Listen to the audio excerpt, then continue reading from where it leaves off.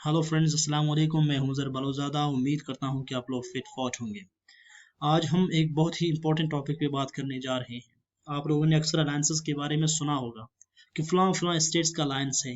आइए आज हम देखते हैं कि अलायंसेस इन रियलिटी क्या होते हैं, अलायंसेस के बेसिक ऑब्जेक्टिव्स और सिग्निफिकेंसेस क्या होते हैं। अलायंस एक फिनोमिना है, एक कॉन्सेप्ट है। जब कुछ स्टेट्स, दो या दो से ज़्यादा स्टेट्स मिलकर सिक्योरिटी अरेंजमेंट्स के लिए काम करती हैं, उसे अलायंस कहती हैं। यानी सिक्योरिटी थ्रेट्स, सिक्योरिटी इश्यूज जो उनके लिए कॉमन हैं या परसीव्ड हैं, वो उन सिक्योरिटी थ्रेट्स को काउंटर करने की कोशिश करती हैं अलायंस के प्लेटफॉर्म के थ्रू। इसकी एग्जांपल आप कुछ यूं ले लें कि एक स्टेट के पास अपनी एनिमी के थ्रेट्स को काउंटर करने के लिए कैपेबिलिटी नहीं है, तो वो दूसरे स्टेट्स के साथ अलायंस में इंटर होकर उन थ्रेट्स को काउंटर करने की कोशिश करती है। अलायंसेस की जो मेन फोकस है वो सिक्योरिटी कोऑपरेशन है, यानी स्टेट सिक्योरिटी कोऑपरेशन के लिए अलायंसेस बनाते हैं ताकि अपनी एनिमीज के थ्रेट्स को वो ओवरकम कर सकें। इसको 20th सेंचुरी के साथ रिलेट किया जाता है कि एक 20th सेंचुरी कॉन्सेप्ट है, लेकिन ये एक बहुत ही एंशिएंट फिनोमिना है। 20th सेंचुरी के साथ इसे इसलिए रिलेट किया जाता है क्योंकि 20th सेंचुरी में दो बहुत बड़े इवेंट्स हुए थे, वर्ल्ड वॉर वन और वर्ल्ड वॉर टू हुई थी। वर्ल्ड वॉर वन में और वर्ल्ड वॉर टू में दो ग्रुप्स थे, दो अलायंसेस थे जो एक दूसरे के साथ फाइट कर रहे थे।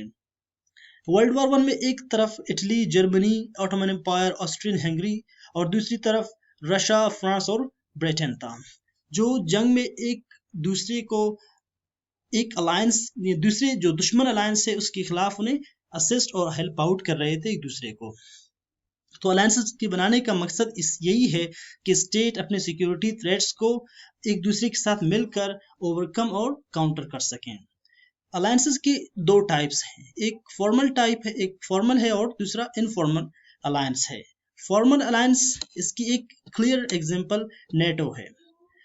फॉर्मल अलायंसेस में ये होता है कि स्टेट्स ट्रीटी साइन करते हैं, यानी वो पब्लिकली सारी दुनिया को बता देते हैं, अनाउंस करते हैं कि वो अलायंसेस बनाने जा रहे हैं या अलायंसेस में इंटर होने जा रही हैं। दूसरी, उसे पब्लिक रिकग्निशन मिलती है, यानी लोग भी उसे रिकग्नाइज करते हैं। जो स्टेट्स की पब्लिक हैं वो उन्हें वो अलायंस को एक्सेप्ट करते हैं। दूसरी तरफ इनफॉर्मल अलायंस है। इनफॉर्मल अलायंस ये होता है कि उसमें ट्रीटी साइन नहीं होते, पब्लिक अनाउंसमेंट नहीं होता, लेकिन जो जॉइंट मिलिट्री एक्सरसाइज हैं स्टेट्स की, आप देखते हैं कि कुछ स्टेट्स मिलिट्री एक्सरसाइज ज्वाइंट करते हैं, एक साथ मिलकर एक्सरसाइज करते हैं। दूसरी, वो जो स्ट्रेटेजिक इंफॉर्मेशन है वो उनको एक दूसरे के साथ शेयर करते हैं। इसके अलावा जो मिलिट्री क्राइसिस आते हैं स्टेट्स के अंदर, तो जो अलायंस में उनके जो फ्रेंड्स हैं, जो एलाइड हैं, वो उनको एक दूसरे को मिलिट्री क्राइसिस के खिलाफ वो एक दूसरे को एड और लोन देते हैं, बल्कि उन्हें वो एक दूसरे के साथ असिस्ट और हेल्प आउट करते हैं एक दूसरे को। इसके अलावा कुछ सीक्रेट एग्रीमेंट्स होते हैं, यानी समटाइम्स क्या होता है कि वो पब्लिकली अनाउंस नहीं करते, लेकिन उनके सीक्रेट एग्रीमेंट्स होते हैं लीडर्स के दरमियान। सारी दुनिया को नहीं पता होता कि उनके साथ वो एक दूसरे के साथ अलायंस में है या फलान स्टेट अलायंस में इंटर होने जा रही है, लेकिन सीक्रेट एग्रीमेंट्स में वो एक दूसरे के साथ अलाइड हैं। अलायंसेस के कुछ सिग्निफिकेंसेस हैं, तभी तो स्टेट अलायंसेस ज्वाइन करती हैं ना। और इसका सबसे बड़ा फायदा ये है कि अगर एक छोटी स्टेट है, एक छोटा मुल्क है, उसे उसकी कॉस्ट ऑफ डिफेंस कम होती है। वो कैसे?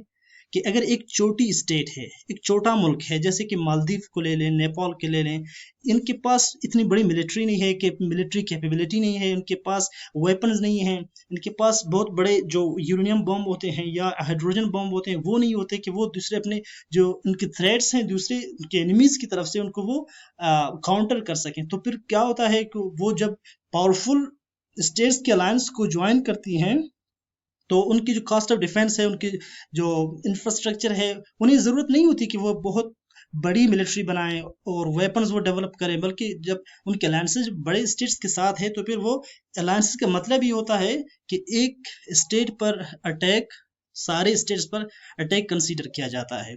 तो इसीलिए उसे अपने कॉस्ट ऑफ डिफेंस बढ़ाने की ज़रूरत नहीं होती, बल्कि अगर वो इन्हीं पैसों को अपने पब्लिक पे, अपने दूसरे डिपार्टमेंट्स पे वो अगर लगा ले तो उसे कास्ट ऑफ डिफेंस की ज़रूरत नहीं होती। इसके अलावा उसके इकोनॉमिक बेनिफिट्स हैं। इकोनॉमिक बेनिफिट्स ये हैं कि एक अलायंस के अंदर सिर्फ वो सिक्योरिटी कॉपरेशन नहीं करते, बल्कि वो समटाइम्स ट्रेड भी करते हैं एक दूसरे के साथ। वो एक दूसरे को एड भी देते हैं, लोन्स भी देते हैं।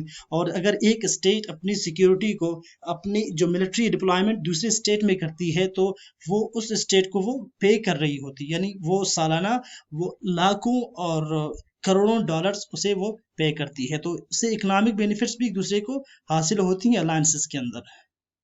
इसके अलावा स्ट्रेटेजिक बेनिफिट्स होते हैं। स्ट्रेटेजिक बेनिफिट्स यूएस ने बहुत ज़्यादा स्टेट से हासिल किए हैं। स्ट्रेटेजिक बेनिफिट्स ये होते हैं कि एक स्टेट अपने दूसरे स्टेट्स के अंदर अपने मिलिट्री को डिप्लॉय करती है, वहाँ पे वो उसके पोर्ट्स तक एक्सेस करती है, उसके लैंड तक वो एक्सेस हासिल करती है। तो यूएस ने 1945 के बाद बहुत से स्टेट्स के साथ अलायंसेस इसलिए बनाई थी ताकि वो अलायंस के थ्रू उनके जो लैंड है, उनके जो पोर्ट्स हैं, वहाँ तक वो एक्सेस हासिल कर सके। और फिर जब वहाँ तक वो एक्सेस हासिल कर सकेगी तो फिर वो आगे ट्रेड भी कर सकेगी, और उसकी जो इन्फ्लुएंस है उस रीजन के अंदर, उसे भी वो इंक्रीज कर सकेगी। तो आज का हमारा ये टॉपिक अलायंस से रिलेटेड था। और अलायंसेस का बुनियादी मकसद ये होता है कि स्टेट एक दूसरे के साथ इसलिए एक प्लेटफॉर्म के थ्रू एक दूसरे के साथ कोऑपरेट करते हैं ताकि वो अपनी सिक्योरिटी थ्रेट्स को ओवरकम कर सकें, और इसके अलावा उन्हें बेनिफिट्स भी कुछ मिलते हैं। आज का हम अपना ये लेक्चर यहाँ पे कंक्लूड करते हैं, इस उम्मीद के साथ कि आप लोगों को हमारी आज की वीडियो पसंद आई। अगर आपको हमारी आज की वीडियो पसंद आई तो आप वीडियो को लाइक, शेयर और कमेंट कीजिए और चैनल को सब्सक्राइब कीजिएगा। मिलते हैं एक नई वीडियो के साथ। Take care and good bye.